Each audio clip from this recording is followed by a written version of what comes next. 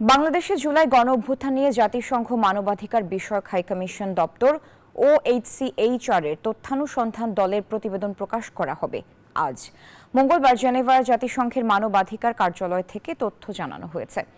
আজ জেনেভা থেকে বাংলাদেশ সময় বেলা 2:30টায় ও স্থানীয় সময় সকাল 9:30টায় বাংলাদেশে জুলাই ও আগস্ট 2024 সালের প্রতিবাদ বিক্ষোভ চলাকালে মানবাধিকার লঙ্ঘন ও নির্যাতন বিষয়ক প্রতিবেদনটি প্রকাশ করা হবে।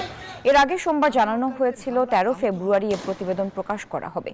তবে মঙ্গলবার পুনরায় নতুন তারিখ নির্ধারণ করে একদিন এগিয়ে আনা হয়।